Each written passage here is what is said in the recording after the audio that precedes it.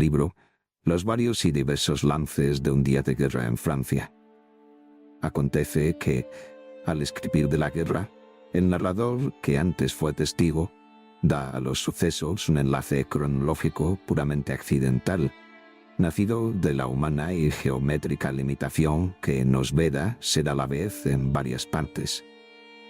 Y como quiera que para recorrer este enorme frente de batalla, que desde los montes alsacianos baja a la costa del mar, son muchas las jornadas, el narrador ajusta la guerra y sus accidentes a la medida de su caminar. Las batallas comienzan cuando sus ojos llegan a mirarlas. El terrible rumor de la guerra se apaga cuando se aleja de los parajes trágicos y vuelve cuando se acerca a ellos. Todos los relatos están limitados por la posición geométrica del narrador.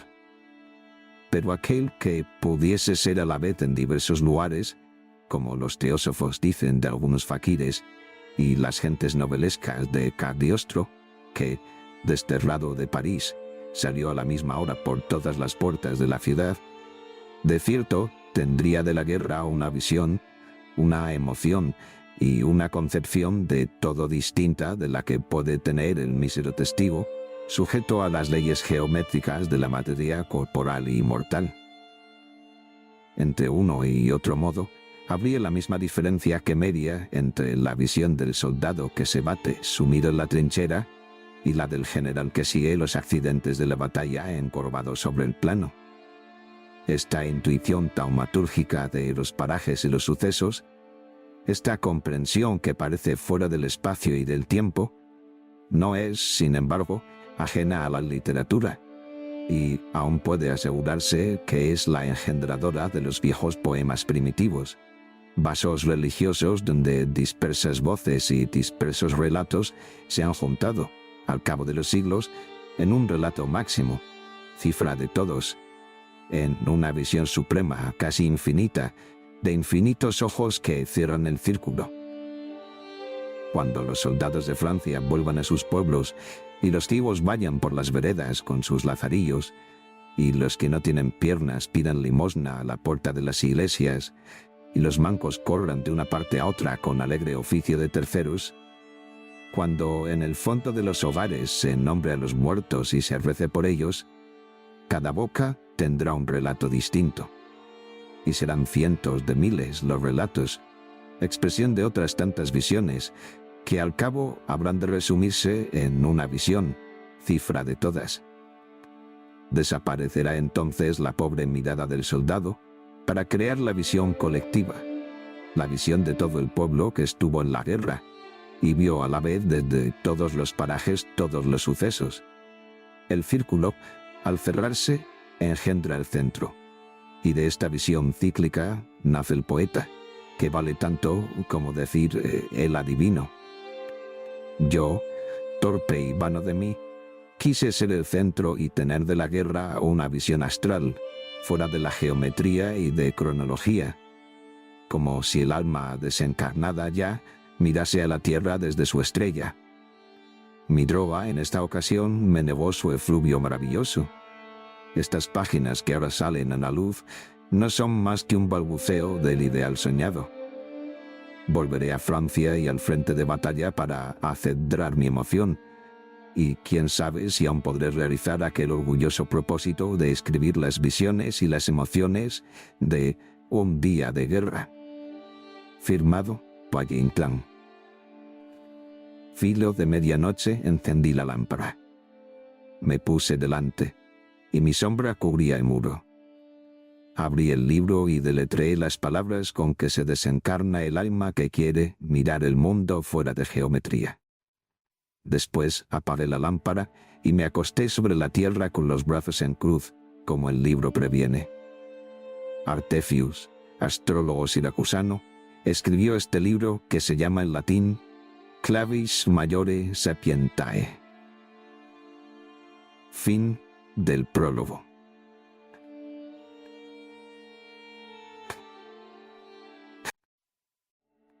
Son las 12 de la noche. La luna navega por cielos de claras estrellas, por cielos azules, por cielos nebulosos. desde los bosques montañeros de la región alsaciana hasta la costa brava del mar norteño, se acechan dos ejércitos, agazapados en los fosos de su atrincheramiento, donde hiede ha muerto como en la jaula de las hienas. El francés, hijo de la loba latina, y el bárbaro germano, espurio de toda tradición, están otra vez en guerra.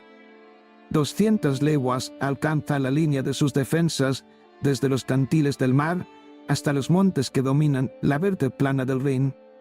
Son cientos de miles, y solamente los ojos de las estrellas pueden verlos combatir al mismo tiempo, en los dos cabos de esta línea tan larga, a toda hora, llena del relampagueo de la pólvora y con el trueno del cañón rodante por su cielo. Capítulo 2. Las trincheras son zanjas barrosas y angostas, amarillentas aguas de lluvias y avenidas las encharcan, se resbala al andar. Los ratones corren vivaces por los taludes, las ratas aguaneras por el fondo cenagoso, y ráfagas de viento traen frías pestilencias de carroña.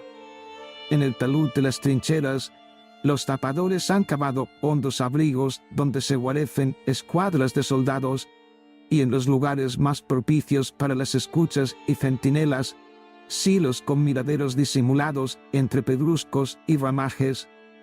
Desde estas atalayas se hace la descubierta de las líneas enemigas, y los artilleros, comunicándose por sus teléfonos, regulan el tiro de los cañones, siempre emplazados más atrás que las primeras defensas.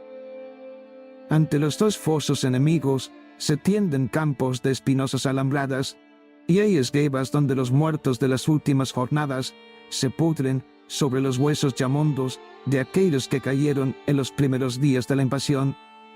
La tierra en torno está como arada, la metralla taló los árboles y abrasó la hierba. Del fondo de las trincheras surgen cohetes de luces rojas, verdes y blancas, que se abren en los aires de la noche oscura, esclareciendo brevemente aquel vasto campo de batallas. Corre una alerta desde los cantiles del mar norteño hasta los bosques montañeros que divisan el Rin. Capítulo 3. En las sombras de la noche, largos convoyes que llevan municiones a la frente de batalla ruedan por los caminos. Los cohetes de las trincheras abren sus rosas en el aire. Los reflectores exploran la campaña y la esclarecen hasta el confín lejano de bosques y montes.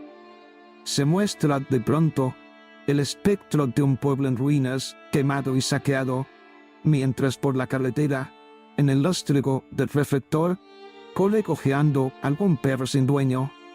Al abrigo de los bosques, filas y filas de carros esperan inmóviles la orden de ruta, con los soldados de la escolta descansando al borde del camino y fumando una pipa de tabaco belga. Se oye el cañón, cuando lento, cuando en vivo fuego de ráfagas, y los soldados hacen conjeturas con palabras breves, casi indiferentes. Llega un ciclista, sonando el timbre tercamente. Trae la orden de ruta que el sargento deletrea a la luz de una linterna, y el convoy se pone en marcha. Todos los caminos de la retaguardia sienten el peso de los carros de municiones, que, escoltados por veteranos, se bambolean con estridente son de hierros. Ruedan con los faroles apagados, informes bajo las estrellas, sumidos unas veces en la sombra de las arboledas y otras destacando su línea negra por alguna carretera blanquecina y desnuda. Son tantos que no se pueden contar, son cientos y cientos. Ruedan hacia las trincheras lentamente, pesadamente. Cuando pasan cerca de alguna aldea, ladran los perros y alborean los gallos. Capítulo 4. Y la luna navega por cielos de claras estrellas, por cielos azules, por cielos de borrasca.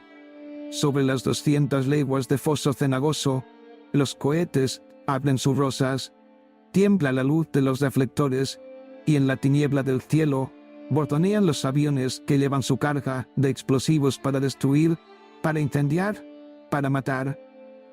Ocupan la carlinga alegres oficiales, locos del vértigo del aire, como los héroes de la tragedia antigua del vértigo erótico. Vestidos de pieles, con grandes gafas redondas y redondos cascos de cuero, tienen una forma embrionaria y una evocación oscura de monstruos científicos. Vuelan contra el viento y a favor del viento. Les dicen su camino las estrellas. Unos van perdidos, atravesando cóncavos nublados. Otros planean sobre el humo y las llamas de los incendios. Otros van en la luz de la luna, tendidos en escuadrilla. Aquel que zozobra entre ráfagas de agua y viento del mar es de un aeródromo inglés en la Picardía. Y estos que retornan y aterrizan en silencio son franceses. Partieron en el anochecido. Eran 7 y no son más que 5. Tras ellos queda ardiendo un tren de soldados alemanes. Los pilotos saltan sobre la hierba y se alejan entumecidos, mientras algunos soldados con linternas empujan los aviones bajo los cobertizos y vierten los cubos de agua en los motores recalentados.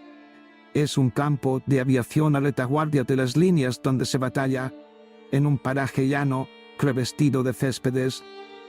Ligeras tiendas, grandes cobertizos, alpendes y galpones hacen ruedos sobre la hierba.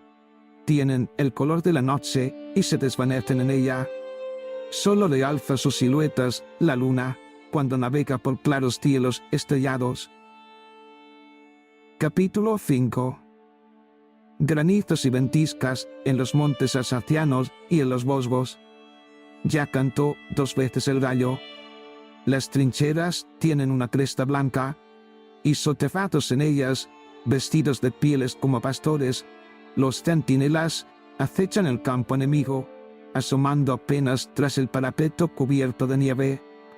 Hay un cañoneo lento, que tiene largas y encadenadas resonancias. La luz de los reflectores vuela sobre las cumbres, llega al fondo de las selvas, ilumina el tronco de los abetos y el albo talud de las zanjas por donde corren en fila india los soldados que acuden a reforzar las defensas de Armand-Millerkov, el viejo Armando en la jerga de los peludos. Sobre el sudario de la nieve, los cohetes abren sus rosas de colores. Entre Tan y Metzeral se ha iniciado un fuego de ráfagas, y los puestos de escucha, los canes, agazapados a la vera de los soldados, se avizoran. Fin de la sección 1. Narrado por Montse González.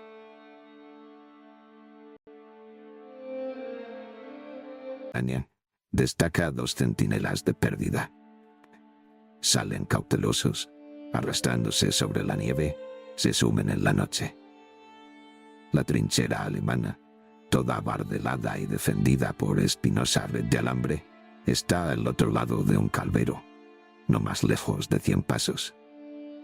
Las grandes balas cruzan silbando, y de tiempo en tiempo, un abeto viene a tierra con sordo rumor de marejada. Los soldados corren en pequeños grupos, la cabeza vuelta, los hombros levantados. Cruje otro tronco. La metralla está selando el bosque. Donde cae una bomba, fulmina una llama. Los 2 centinelas de pérdida se arrastran cautelosos y, cuando el lóstrego de los reflectores explota y revela el campo, quédanse aplastados, con las carnes estremecidas, pisan sobre un montón de cadáveres medio enterrados en la nieve. Al pisar, parece que se les incorporan bajo los calcañares. Los 2 centinelas pasan sobre los muertos llevándose suelos. Ya tocan las alambradas. Y en aquel momento, una violenta sacudida los echa por los aires con las ropas encendidas.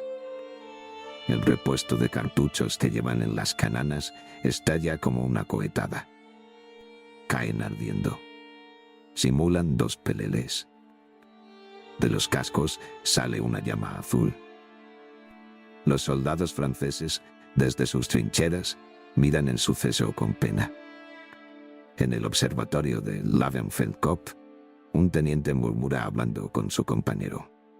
Los boches han reforzado sus defensas con un cable eléctrico, imitando lo que hicimos nosotros en la Indochina. Capítulo 7. Los alemanes, aprovechando la oscuridad de la noche, salen de sus trincheras y hieren a las defensas avanzadas de los franceses. De pronto, el ladrido de un perro da el alerta, y la luz de un reflector los descubre arrastrándose sobre la nieve. Rota la formación y muy dispersos. Los franceses abren el fuego. Los alemanes, con impulso unánime, se incorporan y corren hacia las líneas enemigas, arrojando granadas de mano. Cuando unos caen, otros los secundan. Suben arrastrándose. Combaten en oleadas. Los franceses, al abrigo de sus defensas, hacen fuego de fusil. Es una avanzada de veteranos alpinos, y en pocos instantes solo quedan 70 hombres ilesos. Las granadas caen dentro de la trinchera.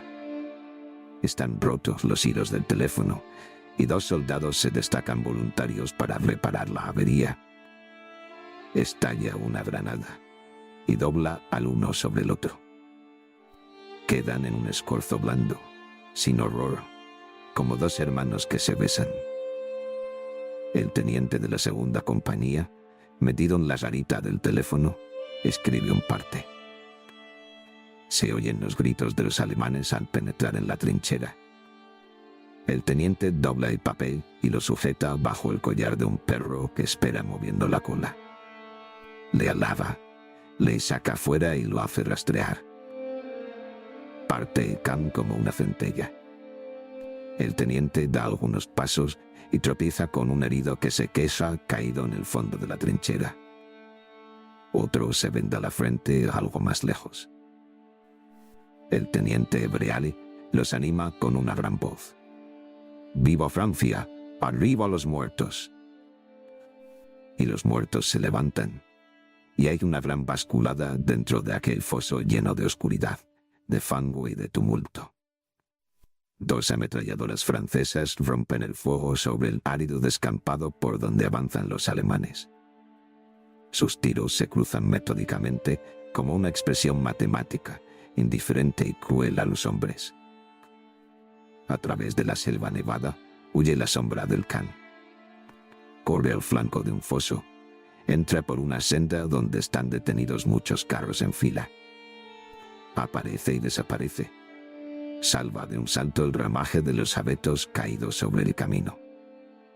Corre con el ijar sobre la tierra. Bajo la luz de los reflectores se agacha igual que hacen los soldados. Vuelve a vérsele sobre la orilla del foso. Rastrea, desciende por el talud, se mete por el fondo y, moviendo la cola, entra en una casamata. 2 oficiales escriben a la luz puntiaguda de un quinqué, y el can, haciendo córcovos, se coloca entre ellos, de manos sobre la mesa. El teniente Roussel le alaba y saca el parte que lleva sujeto en el collar. Comienza a leerlo, y el otro oficial lo va silabeando delante del teléfono. Comandancia de brigada. Transmito parte del teniente Breal. Segunda compañía de cazadores alpinos. Fuerzas alemanas, con un golpe de mano, han conseguido penetrar en nuestras defensas. Me sostengo con los hombres que me quedan, pero necesito ser auxiliado urgentemente. Tengo el mando por desaparición del capitán Duchesne. Teniente Breal.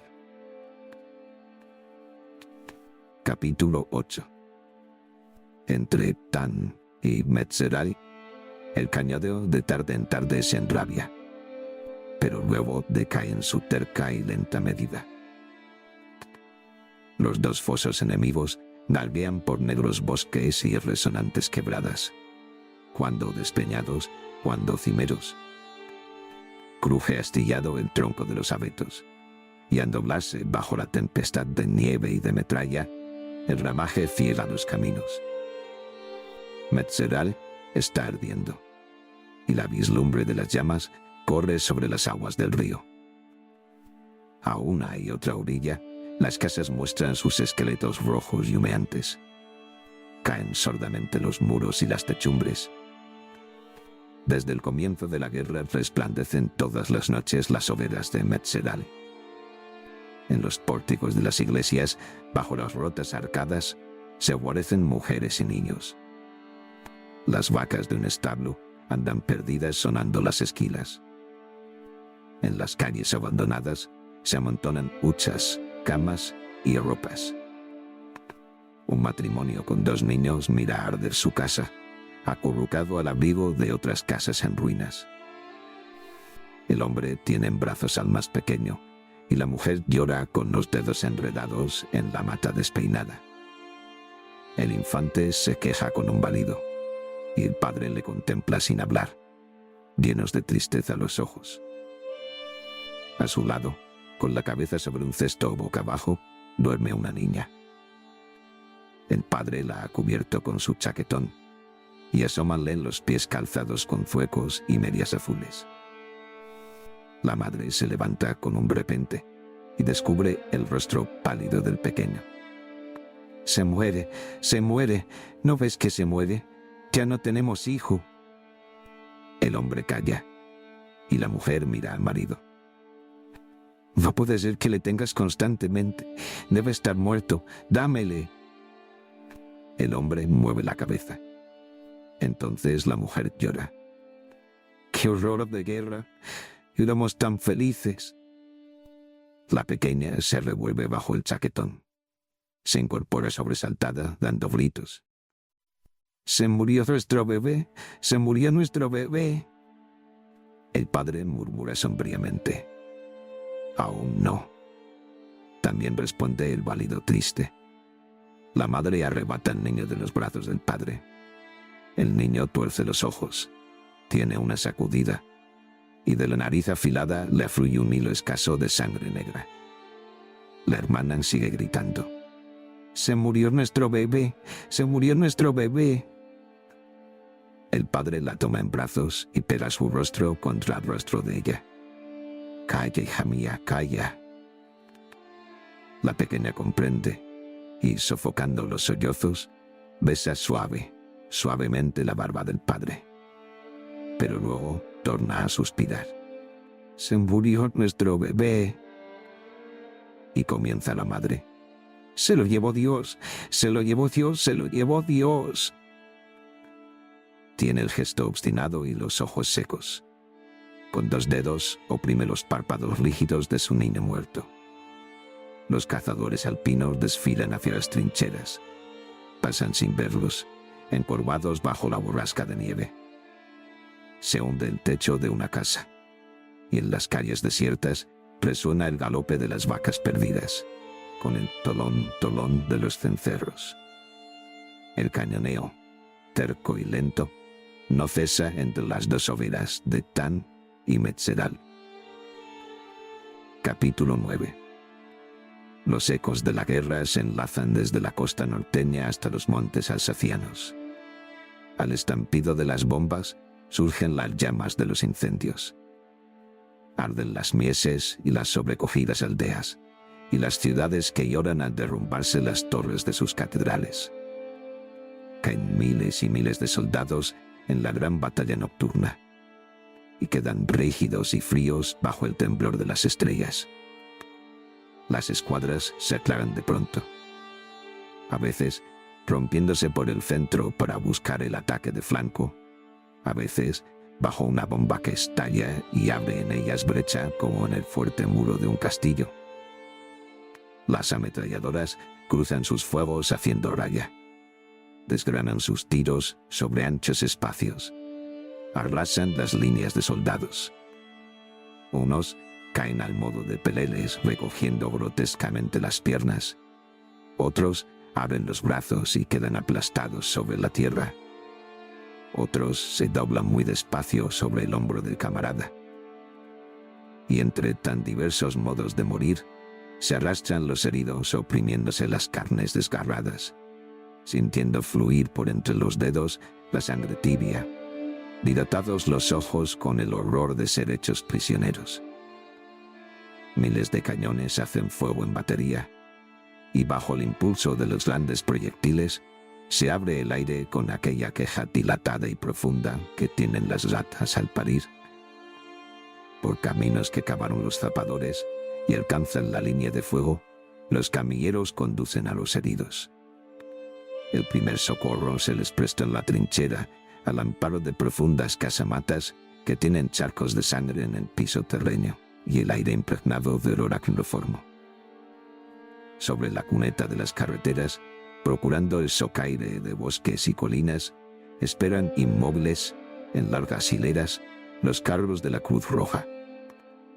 Las ambulancias están en la retaguardia, repartidas por los graneros y establos de las quintas, en las salas de los castillos, en los cafés con espejos rayados y tules para las moscas, en las cuevas de los pueblos aún ardiendo. El dolor de la guerra estremece y conforta el alma de Francia. Capítulo 10. Nieblas espesas en la costa del mar. Ya cantó 2 veces el gallo. Las estrellas tiemblan sobre la gran plana inundada de las Flandes. Cerca de Furnes, en un estero, la marinería desembarcada de la escuadra forma la vanguardia. Sopla el viento del mar, y la resaca arrastra hacia la orilla los cadáveres amoratados e hidrópicos de algunos soldados alemanes. Flotan entre aguas. Una ola los levanta en la espumosa cresta. Otra ola los aneva. Sus botas negras y encharcadas se entierran en la arena. Sus grandes cuerpos hinchados tumban sordamente. La escuadra de marineros que acordona la playa permanece silenciosa, mirando al horizonte rizado y sin fondo. Son pescadores de Normandía y de Bretaña, mozos crédulos, de claros ojos, almas infantiles valientes para el mar, abiertas al milagro y temerosas de los muertos. Muchos rezan en voz baja, acordándose de las apariciones en los cementerios y en los pinares de sus aldeas. Otros trincan aguardiente y humean la pipa. Tal vez alguno prueba a cantar. La luna navega en el cerco de nieblas, y los cuerpos hidrópicos de los soldados alemanes vienen y van con la resaca. Fin de la sección 2.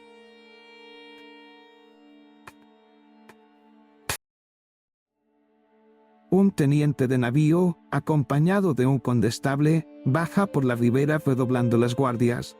Saluda a la marinería, y todos, como niños, sienten que se disipa en presencia del jefe aquel miedo a los difuntos que les hace rezar y cantar. Un cabo de cañón sale de la fila y se destaca sobre el camino, la mano a la altura de la sien. Con licencia, mi teniente. ¿Nos autoriza Usía para ponerles velas? Y señalaba los cadáveres de los boches embarrancados en la playa. El teniente comprende y sonríe. ¿No será mejor enterrarlos? Salvo su parecer, mi teniente, mejor es ponerles velas y que se los lleve el viento. De un grupo de marineros salen diferentes voces. ¡Que se los lleve el viento! ¡Que se los lleve el viento! Son voces graves, temerosas y atónitas. Su murmullo tiene algo de rezo. Un marinero de la costa bretona se santigua. Los vivos y los muertos no deben dormir juntos. El oficial hace un gesto de indiferencia. Pues, que se los lleve el viento. A la orden, mi teniente. El grupo de marineros se dispersa por la playa, y los unos a los otros se van diciendo de quedo.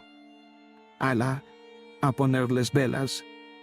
Alguno pregunta, ¿y el teniente? Es el teniente quien lo manda. Capítulo 12. La marinería se arremanga y entra chapoteando por el agua llena de fosforescencias. A lo largo de la playa flotan más de 100 cadáveres alemanes inflados y tumefactos. Uno hay que no tiene cabeza. Otros descubren en el vientre y en las piernas lacras amoratadas, casi negras. Comienza la faena de ponerles velachos con las pértigas y lienzos de las tiendas. Valiéndose de los bicheros, les hacen brechas en la carne hidrópica y clavan los astiles donde van las lonas. Luego, supersticiosos y diestros, los empujan hasta encontrar calado. Sesgan la vela buscando que la llene el viento, y al tobillo o al cuello les amarran las escotas. Los muertos se alejan de la playa como una escuadrilla de faluchos. Se les ve alinearse bajo la luna y partir hacia el horizonte marino, empujados por la fresca brisa que sopla del tercer cuadrante. Pasa un aliento de alegría sobre aquellas almas infantiles y crédulas. Un grumete, con la gorra en la mano y las luces de las estrellas en los ojos fervorosos, clama en su vieja lengua céltica: «Madre del Señor, ya no tengo miedo a los muertos». Capítulo 13. Lento cañoneo del lado de Ypres. Por el fondo de la trinchera corre un arroyo de fango. Los centinelas se agazapan con los fusiles apoyados sobre el talud. Pequeñas escuadras de soldados dormitan en los abrigos cavados a lo largo del foso. De tiempo en tiempo, los pasos del oficial que recorre la línea se detienen a la entrada. «Ánimo, muchachos». Los soldados se remueven en la sombra haciendo marea, responden ronflando, palpan a tientas los fusiles. El oficial se aleja, sigue recorriendo las avanzadas. Muchos peludos, cubiertos con encerados, descansan echados en el fondo de la trinchera, y sobre las cajas de granadas de mano reclinan la cabeza. El oficial pasa entre ellos despacio y tentando con el bastón. De pronto, algún centinela que dormita se despierta sobresaltado y dispara su fusil. Corre la alarma. Hay fusiladas caprichosas, vuelan los cohetes, y los peludos que reposan en el fondo de la trinchera se incorporan, metiendo la mano en las cajas de granadas. El fuego se extingue lentamente. La línea vuelve a quedar en sombra, estremecida y vigilante, en una espera tensa que agota más que la lucha. Capítulo 14. No tiene término en la noche la lívida llanura, y en medio de la bruma, al claro lunar, se revela el espectro de una ciudad bombardeada. La ciudad de Arras, negras y destripadas humean las casas. La catedral es un montón de piedras. Los sillares desbordan por las bocas de 4 calles y las ciegan. Rosetones y cruces, gárgolas y capiteles mutilados asoman entre los escombros. Las bombas caen abriendo grandes hoyos sobre la plaza de los Porches, llena del recuerdo español, y muchas casas con las puertas abiertas y las ventanas batiendo al viento muestran la hondura tenebrosa del zaguán donde se amontonan los ajuares. Se aleja un carromato. Bambolea su carga de huchas, cacerolas y colchones. En lo alto va una cuna. La ciudad parece abandonada. Hay parajes donde las casas se aplastaron y esparramaron por tierra, como los castiletes que levantan los niños, y calles enteras donde los esqueletos permanecen en pie con las fachadas de escombros, mostrando los interiores burgueses en una angustia de abandono, y llena de gritos de mujeres y llanto de niños asustados que se agarran a las faldas. En una costanilla, al abrigo del bombardeo, cargan otro carromato. Hay un grupo de mujeres que se besan. El mayoral pone prisa, y al cabo montan en el carro los que se van. Una viuda con 2 hijas, 2 muchachas pálidas, el cabello despeinado, los ojos llorosos. Llegaron poco hace, huidas de Combles. El padre se fue a la guerra, y las 2 muchachas están encintas de un soldado alemán. Capítulo 15. El carro comienza a rodar, y las 3 mujeres se santiguan. Poco después, la madre dormita. El carro rueda por una carretera toda en claro de luna. Las muchachas miran con recelo al camino, levantan las lonas, y sus ojos tristes siguen la luz roja de los aviones que cruzan el cielo como estrellas errantes. Se oye el lejano bombardeo, y se siente en torno la fragancia húmeda del heno. De tiempo en tiempo, Al borde de la carretera, aparece confusamente una gran mancha de ganado que acampa en el fondo de las praderas. Otras veces es una aldea en ruinas. La carretera se alarga sobre la llanura, se alarga infinitamente. Grandes molinos de viento, con las aspas quietas, la miran desde lejos, enhiestos sobre los alcores. Se columbran las granjas entre ramajes de un negro vaporoso. Rayos de luz se filtran por los resquicios de los postigos y se adivina el interior lleno de soldados. Una de las muchachas asoma la cabeza por entre las lonas del carro e interroga al mayoral con la voz llena de pena. ¿Falta mucho, amigo? El mayoral responde confusamente con la pipa entre los dientes. Menos que al principio. La niña sonríe apenas, cierra los ojos y se oprime la cintura. Se me abre el cuerpo de dolor. Fin de la sección 3.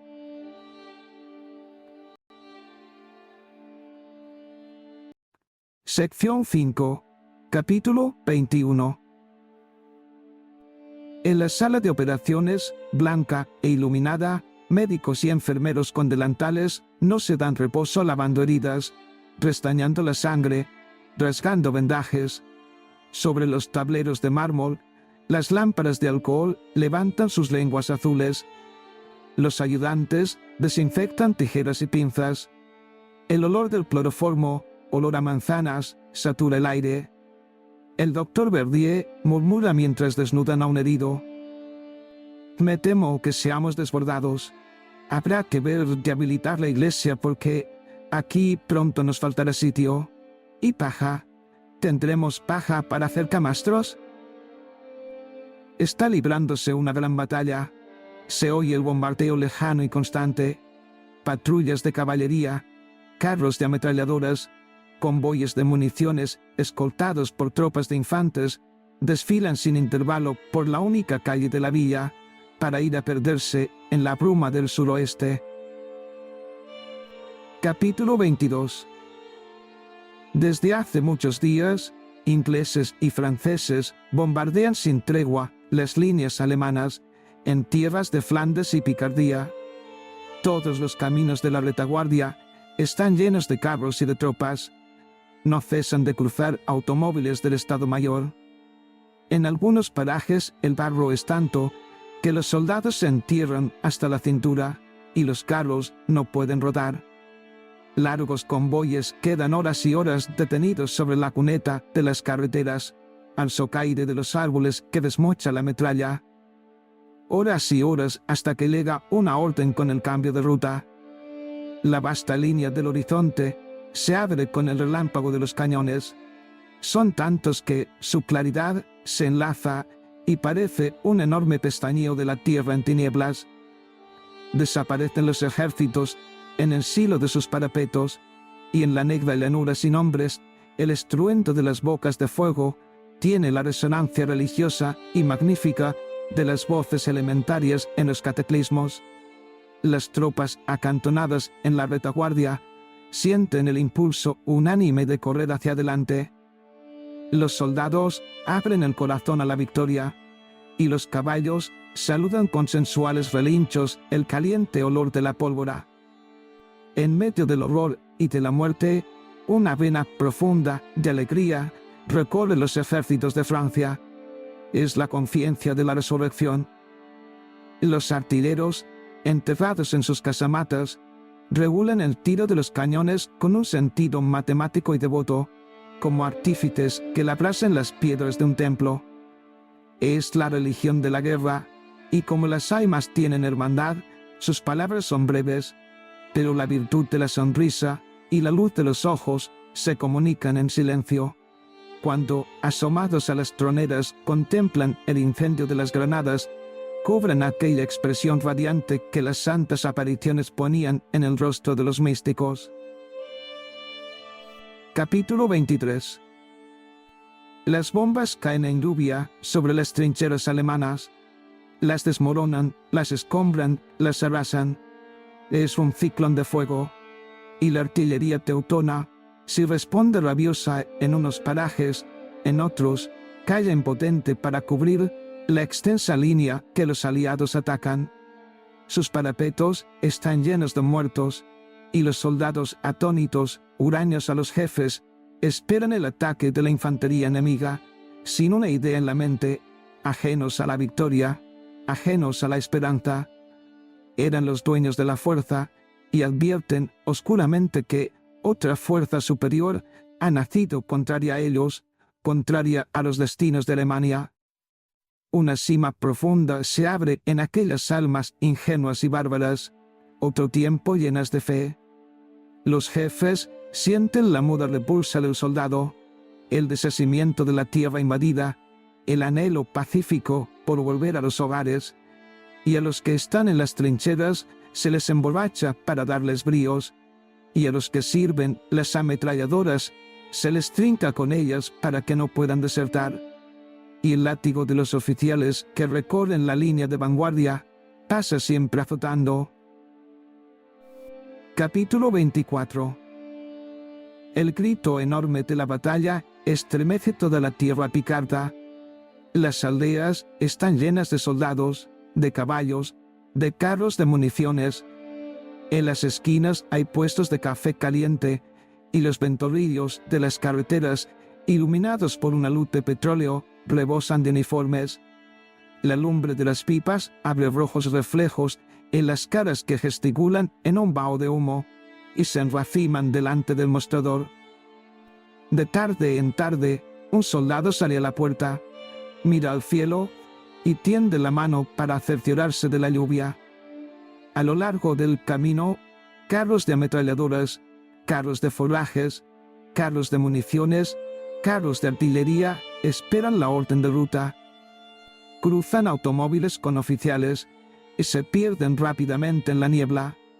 Cruzan ciclistas con el fusil en banderola, jadeantes, obstinados sobre los pedales, y patrullas de caballería y escuadras de infantes.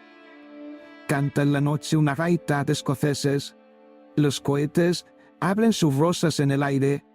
Los reflectores exploran la campaña, y los carros vuelven a rodar deshaciendo las carreteras.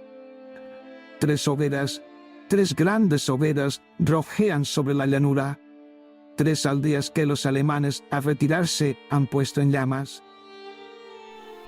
Capítulo 25.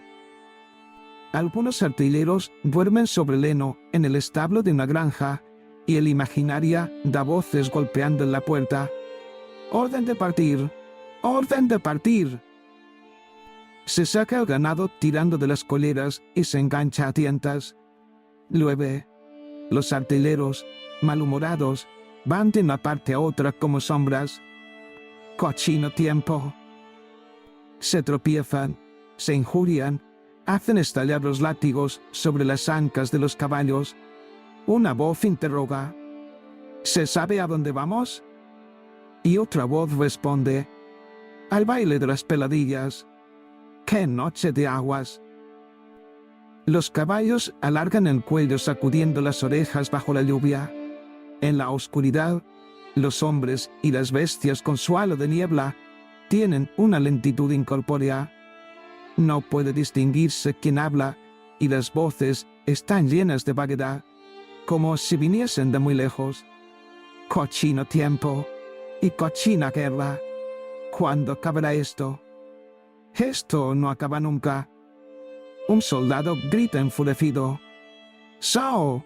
¡El diablo tiene este ladrón! ¡So, fanfan! Los conductores en el pescante de los carros templan las bridas y restallan el látigo. La batería está formada sobre la carretera fangosa. En una esquina, al abrigo de la iglesia, brilla el anafre de una vieja que vende café y aguardiente a los soldados, que inclinados sobre el cuello de sus caballos le tienden vasos. La vieja va de unos en otros con la mano puesta sobre la faltriquera llena de calderilla. ¡Buena suerte, mocines! La batería rueda por la carretera llena de baches, entre ráfagas de lluvia y ráfagas de viento que aborrasca la crin de los caballos. La oscuridad es tan densa que los artilleros sentados sobre los armones, no alcanzan a ver el tiro delantero y la silueta del guía que aparece apenas como una sombra indecisa y movediza. Los soldados guardan silencio, entumecidos y desalentados. De tarde en tarde un gruñido. Cochino tiempo. Cochina guerra. Y esto no acaba nunca. Esto lo acabarán las mujeres. Un soldado destapa la cantimplora del aguardiente y se la ofrece al que va a su vera en el armón. El otro trinca. Es un viaje de recreo. ¿Y a dónde nos llevarán los señores? A donde no hagamos falta, en Liranto o nos mandarán retirarnos. Si tuvieran goteras los autos del Estado Mayor. Los armones rebotan en los baches, el barro salpica la espalda de los artilleros, el látigo estalla sobre las grupas de los caballos que galopan contra el viento y la lluvia, levantada la ola de la crin. A lo largo de las líneas hay un silencio lleno de recelos. Se oye el resoplar de un tren que derrama su cabellera de chispas en la cerrazón de la noche. Fin de la sección 5.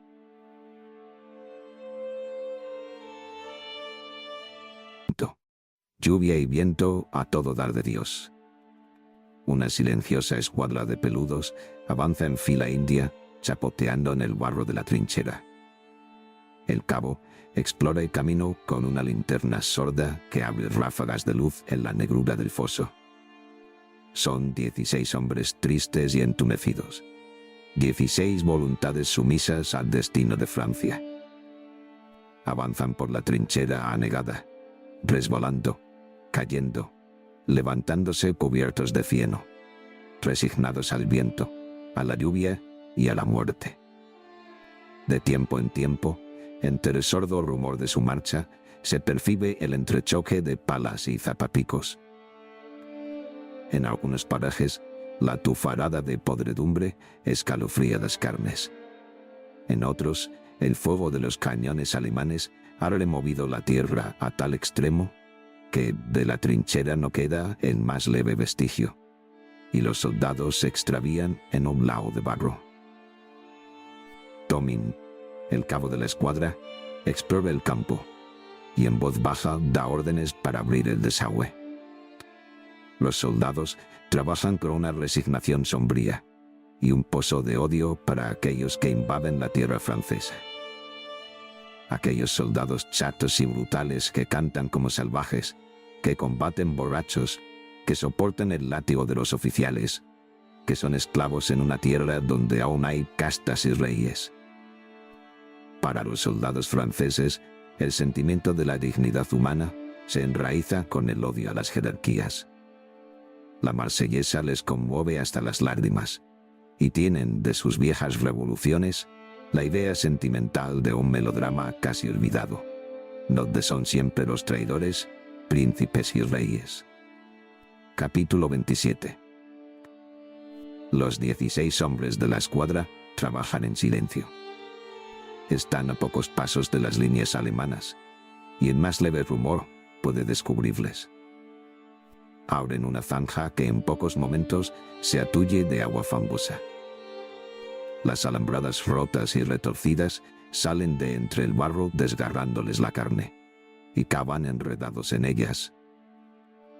Cuando los cohetes se encienden en el aire, los peludos franceses quedan inmóviles en el lago de cieno.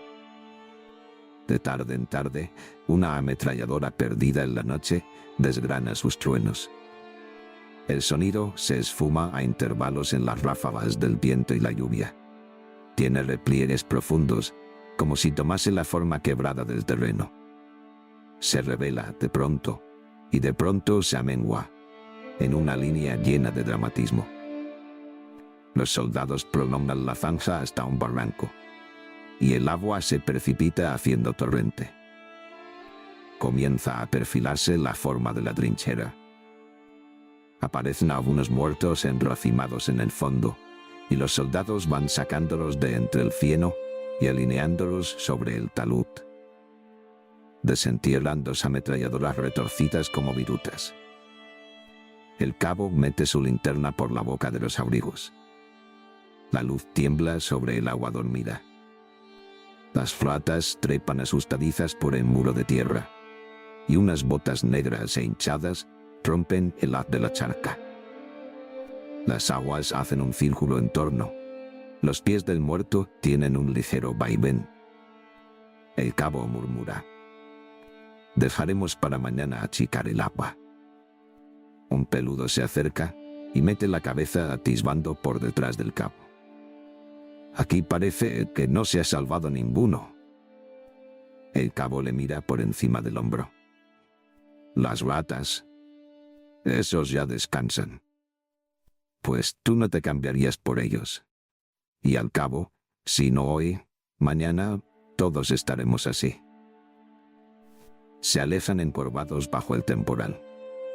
Se oye el rumor del agua que baja al barranco. El soldado murmura: si la guerra acabase. ¿Tú qué gentes tienes allá abajo? Mujer y 3 hijos. ¿Y tú? Nadie. ¿Eres soltero? Soy divorciado. El cabo mete la linterna por la boca de otro abrigo. La luz tiembla sobre el agua negra. Un perro de lanas nada teniendo en los dientes el brazo de un cuerpo que se hunde. Se ve la mano lívida. El perro nada hacia la luz. Capítulo 28. Palidecen las estrellas del alba, y comienza el relevo de tropas en todo el frente de batalla. Las columnas de soldados avanzan por cientos de caminos. Los que van a las trincheras fuman ahincadamente la pipa y distraen los ojos sobre la campiña. Hablan con ingenua sonrisa, tienen el rostro encendido del frío y el mirar sereno. Por las carreteras se perfilan los largos convoyes. Unas veces, inmóviles, tendidos a lo largo de los pueblos bombardeados. Otras, rodantes. Otras, descansando a la sombra de las alamedas. Los soldados que tornan de las trincheras caminan en silencio, dispersos, rezagados, cubiertos de barro, el rostro en gran palidez y los ojos atónitos bajo el ceño obstinado. Las formas de las casas se revelan en la luz indecisa del alba. Negros trenes cargados de tropas cruzan sobre puentes de bruma, con gran estrépito de hierros. Huyen por las llanuras, aparecen y desaparecen entre boscajes. Jadean por altos terraplenes. A retaguardia del enorme foso que ondula desde el mar a los montes alsacianos, los pueblos bombardeados salen de la noche con la expresión trágica de la guerra. Ciudades cercadas por serenos ríos, villas sobre provinciales carreteras, aldeas entre prados, levantan sus ruinas frente al campo de batalla. Las casas, negras del incendio, con la techumbre hundida entre los 4 paredones y desmoronándose las tripas de cascote, son ruinas de una emoción árida y acongojada. Muchas ya tienen su recinto lleno de ortigas y lagartos. Los cementerios militares se tienden a la vera de los caminos, entre los pueblos quemados y saqueados. Campos de cruces, húmedos campos de aquel verde triste y cristalino que tiene la emoción remota y musical del divino sollozo con que se ama. Los cementerios marcan la línea de las batallas y las tumbas francesas y las alemanas están cavadas a la par. La bruma del alba se sutiliza sobre las ruinas, se desgarra en las cruces, vuela ingrávida sobre el enorme foso desde los montes alsacianos a las marinas flamencas. Y en este lívido tránsito de la noche al día, comienzan a perfilarse las formas de los muertos.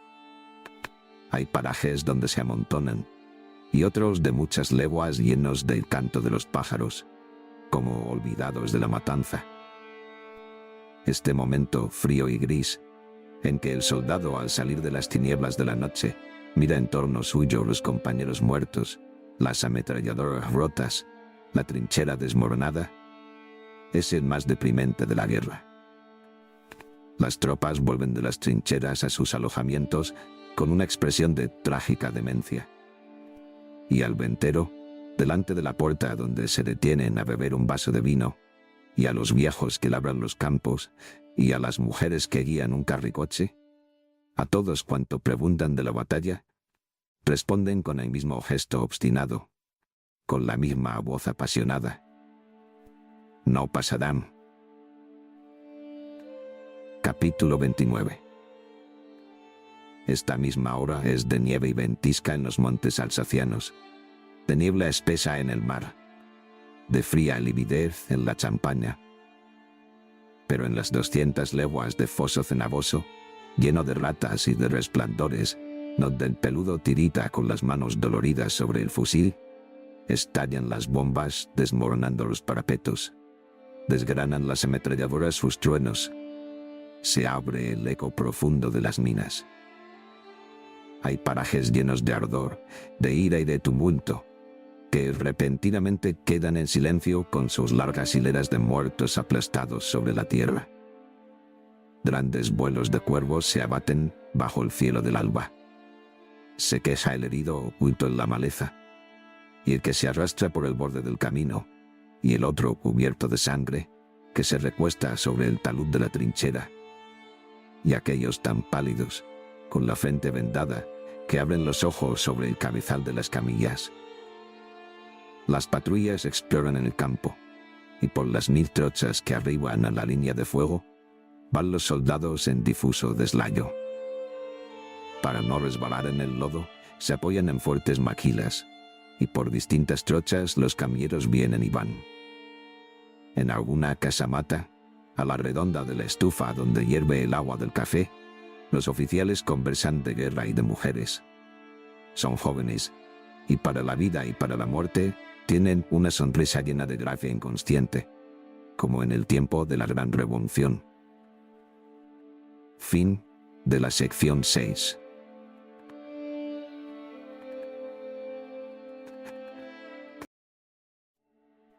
Sobre la gran llanura picarda, la batalla se encrespa.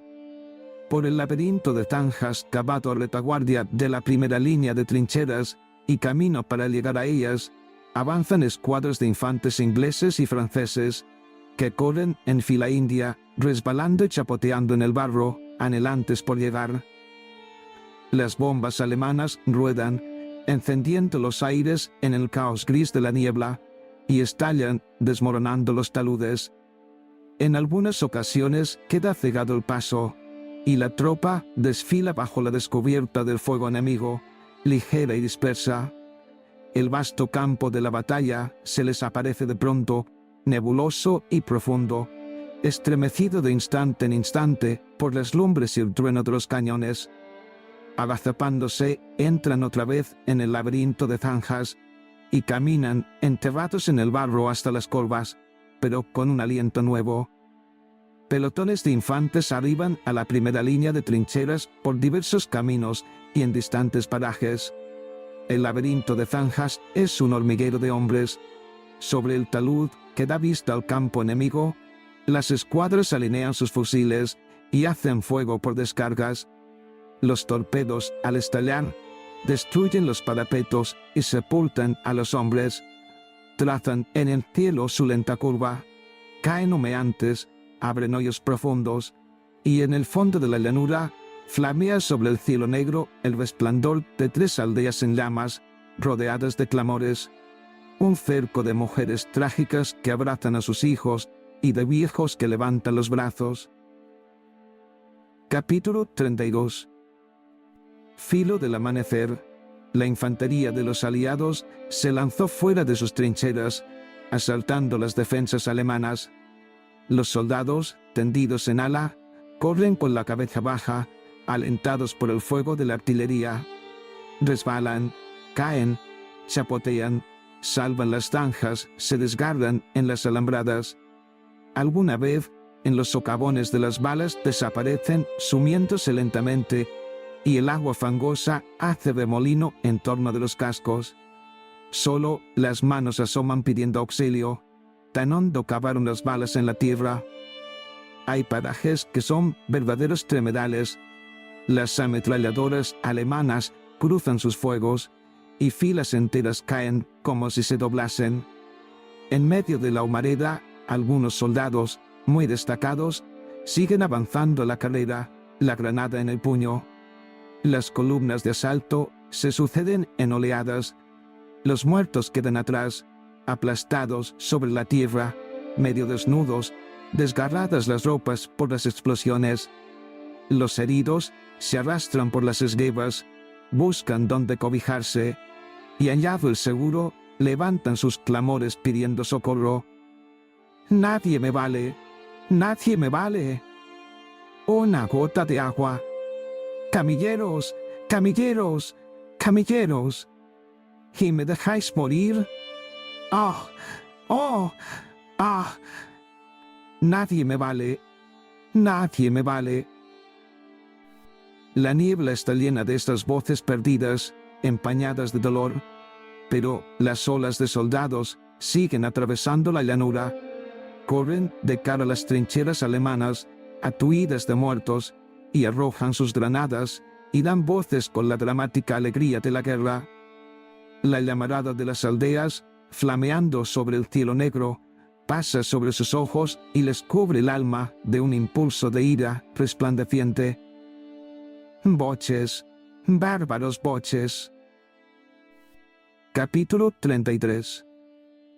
Qué cólera magnífica, qué chocar y rebotar, qué mítica pujanza tiene el asalto de las trincheras, y qué ciego impulso de vida sobre el fondo del dolor y de la muerte. Cómo la gran batalla se quiebra y disloca en acciones parciales, en marchas, en flanqueos, en sorpresas, hasta desvanecer por completo su visión estelar en el tumulto del cuerpo a cuerpo, y acabar en un grito que es como el canto victorioso del gallo. Pero el pensamiento matemático, más fuerte que las vidas y las muertes, permanece inmutable en todas las formas de la batalla. Es una ley en el tumulto de la trinchera, como en el tiro de la artillería. Todas las acciones diversas e imprevistas que sobrevienen hallan un enlace armonioso en este formidable acorde. La guerra tiene una arquitectura ideal que solo los ojos del iniciado pueden alcanzar, y así está llena de misterio telúrico y de luz. En ninguna creación de los hombres se revela mejor el sentido profundo del paisaje, y se religa mejor con los humanos destinos. Por la guerra es eterna el alma de los pueblos. La lujuria creadora se aviva por ella, como la antorcha en el viento que la quiere apagar. Solo la amenaza de morir perpetúa las formas terrenales. Solo la muerte hace al mundo divino. Si en las claras entrañas de los cristales no se engendran hijos, es por su ilusión de eternidad, y las entrañas de la mujer son fecundas porque son mortales. Los monstruos gigantescos que rugieron ante la caverna de la Adamita y fueron amenaza para todos los seres vivos, perecieron porque la lujuria se enfrió en ellos. Como eran llenos de fuerza y de dominio, estaban libres del terror de la muerte, y ninguna voz de la naturaleza pudo advertirles que no eran eternos. La muerte es la divina causalidad del mundo. Y qué mística iniciación de esta verdad tan vieja se desvela en la guerra. Aquella ciega voluntad genesíaca que arrastra a los héroes de la tragedia antigua, ruge en las batallas. Capítulo 34. La infantería avanza en negras oleadas, retiembla la tierra bajo el golpe uniforme de las ferradas botas. Hay un coro de voces profundas. ¡Adelante! ¡Adelante! ¡Adelante! Una convulsión recorre la trinchera y perdura vibrante en el tintineo de las bayonetas. Los alemanes gritan: ¡Hurra! ¡Hurra! ¡Hurra! Son miles de voces. Asoman apenas las puntas de los cascos, y los franceses las aplastan a golpes de granada.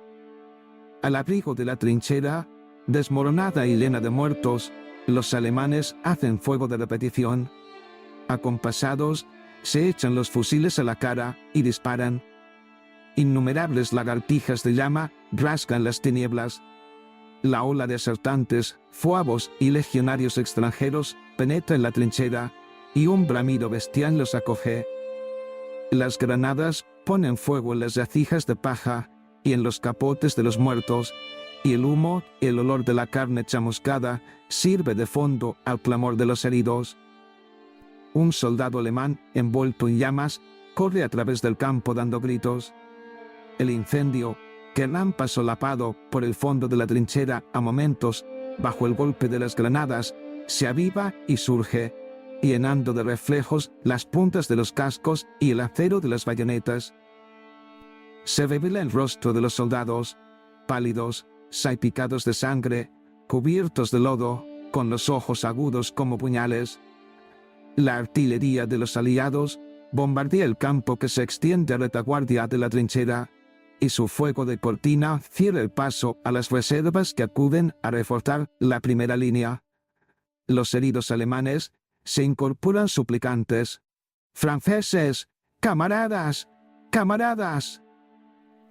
Los que restan ilesos arrojan los fusiles y levantan los brazos. «¡Camaradas! ¡Camaradas!». Forman grupos sombríos, atónitos, con una torva expresión de desamparo. La derrota los embrutece y envilece. No somos prusianos, somos bávaros. Y otro grupo, arrodillado en el fango, con los brazos en alto. Y los bávaros no queríamos la guerra. «¡Franceses! ¡Franceses! ¡Camaradas!».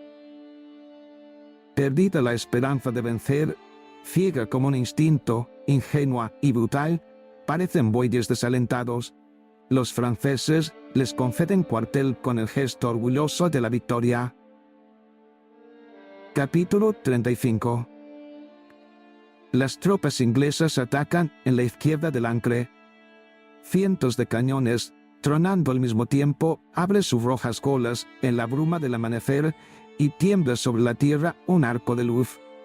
Dura hace 3 días el bombardeo, dominador y tenaz como el alma de la vieja Inglaterra. Las tropas acantonadas en la retaguardia duermen pesadamente en un sopor de olvido. El silbato de los sargentos las despierta. Se incorporan con rumor de ganado, los ojos cargados de visiones. Antes de partir, a la redonda de los balajes, beben su taza de café caliente, el fusil al hombro, la mochila a la espalda. Con paso uniforme van por las carreteras en columna de A4. Los capotes mojados despiden un vaho acre, y a poco de iniciada la marcha, ninguno habla. Las jornadas parecen interminables para el soldado cuando camina así, encerrado en la fila, viendo de continuo la espalda del que marcha delante, sintiendo escurrir por la carne el agua que gotea del casco. Es un deseo de llegar a la línea de batalla, de estrechar entre las manos el fusil que adormece el hombro dolorido, de sentirlo caliente y palpitante como una vida. Produce la angustia del mareo, el monótono compás de los pasos. Toc, toc, toc. Fin de la sección 7.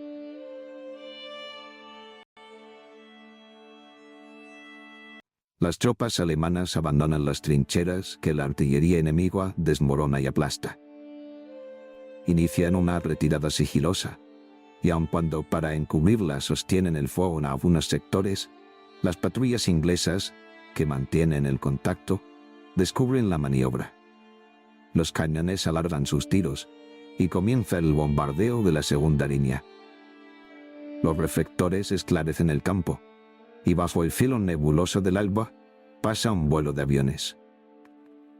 Los alemanes se tienden en tierra, cercados por una cortina de fuego. Los aviones los descubren, y las granadas comienzan a caer sobre ellos. Entre nubes de humo y turbonadas de tierra, vuelan los cuerpos deshechos. Brazos arrancados de los hombros, negros garabatos que son piernas, cascos puntiagudos sosteniendo las cabezas en la carrillera, redaños y mondongos que caen sobre los vivos llenándolos de sangre y de inmundicias. Los alemanes, viéndose descubiertos, comienzan a gritar: «¡Ingleses! ¡Ingleses! ¡Piedad! ¡Piedad, que somos hombres!». Es un mugir de espanto como en los eclipses de sol tienen los toros en la dehesa.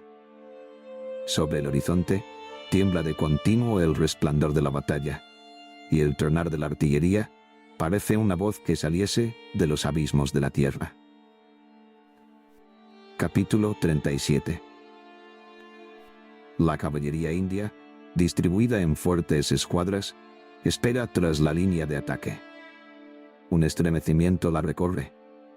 Espuelas y sables se entrechocan. Los caballos levantan las orejas y abren la nariz al viento. Alguno se encabrita y corre por la campiña, rebotando al jinete entre los dos borrenes. En la media luz del alba blanquean los turbantes y se mueven las siluetas, llenas de armonía bélica, como figuras de un friso. Palidecen las estrellas, y el rojo resplandor de los incendios se levanta sobre el horizonte.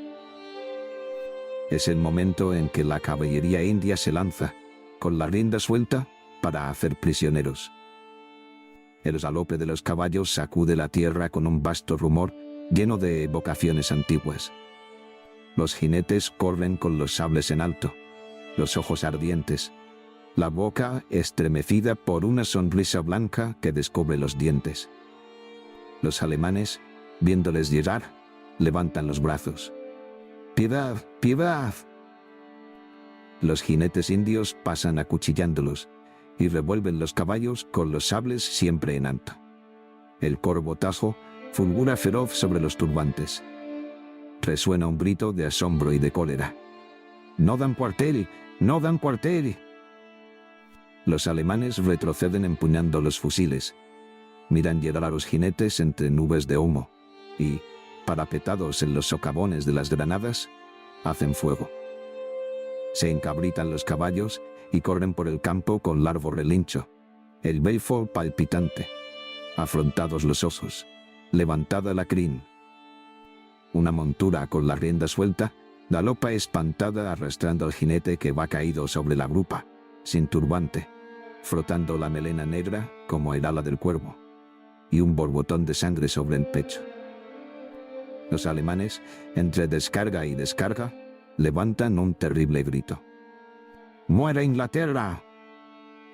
Los jinetes indios revuelven los caballos y sonríen crueles bajo el resplandor de los sables.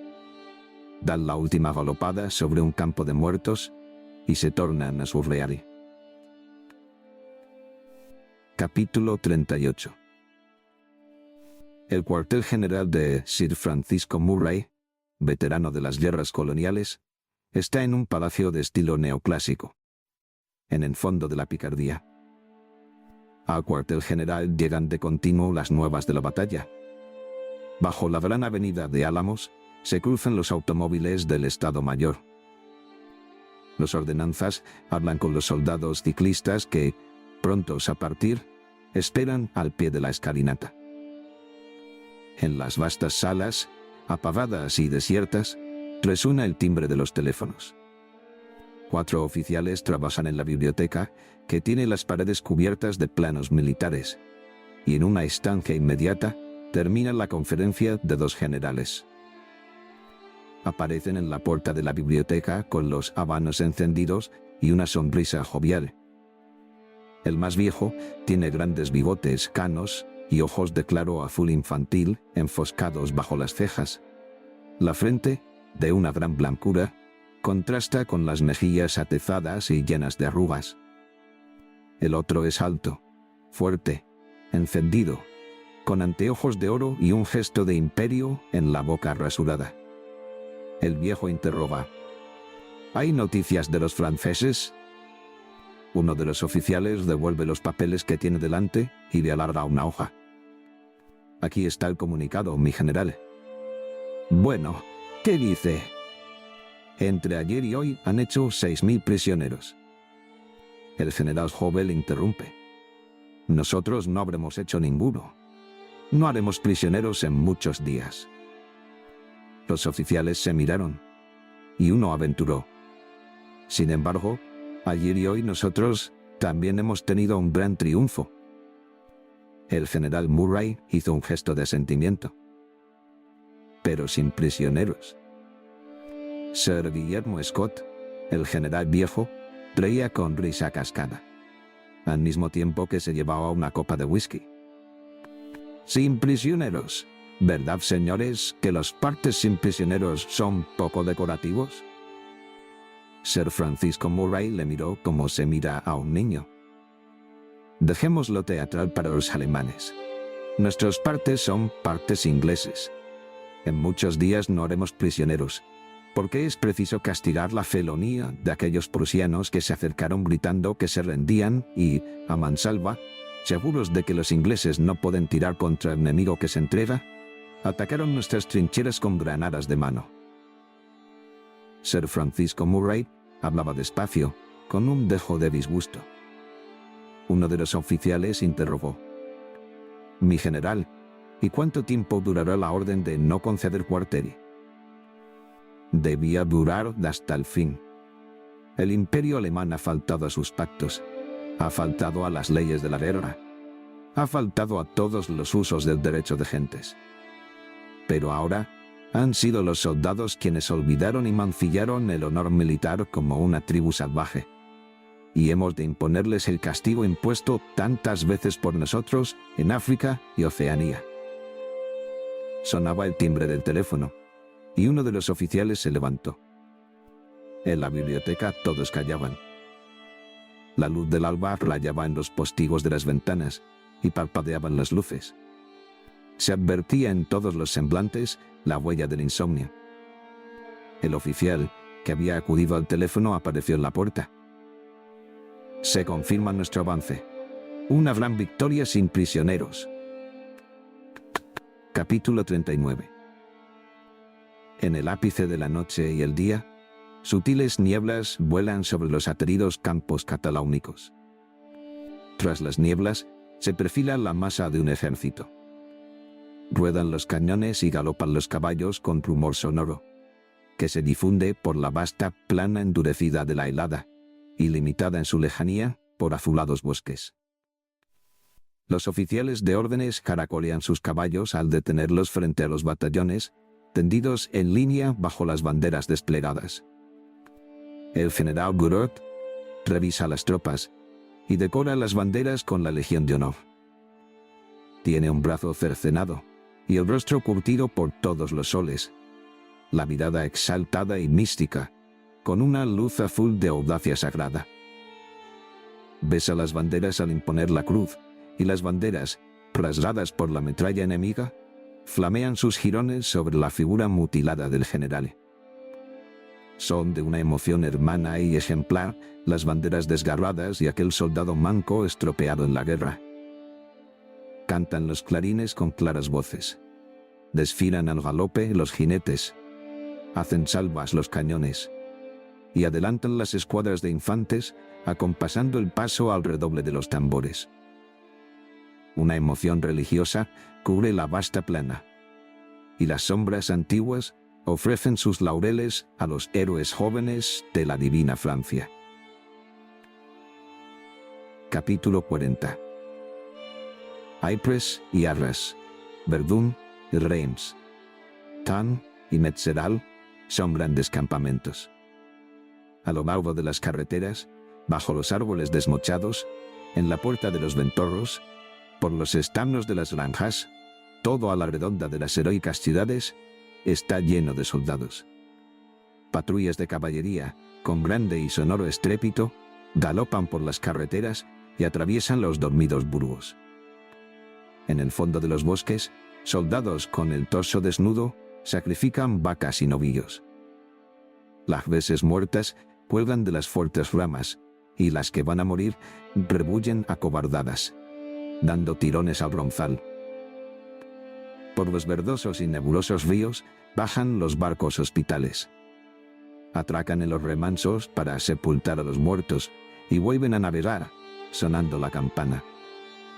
Grupos de soldados, a la puerta de los alejamientos, limpian las armas, almohazan los caballos, aparejan los tiros y estiban las municiones en los carros. Escuadras de infantes vivaquean en el lindero de los bosques. Algunos se bañan en los arroyos.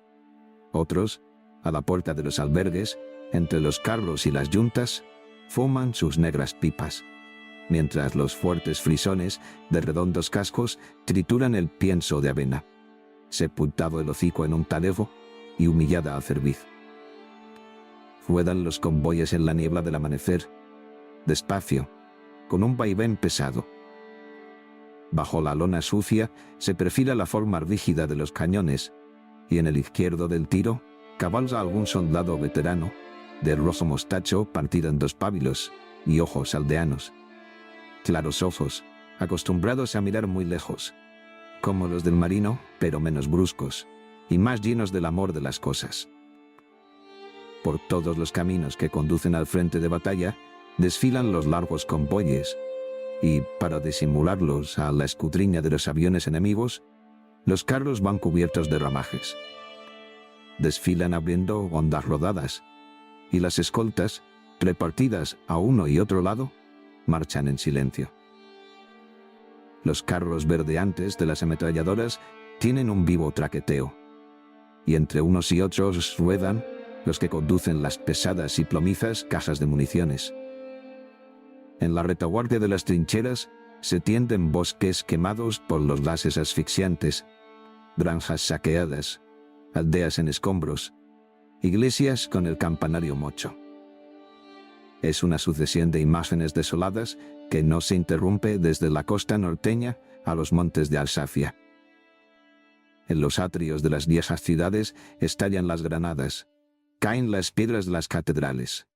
Los pórticos coronados de santos tiemblan en sus cimientos.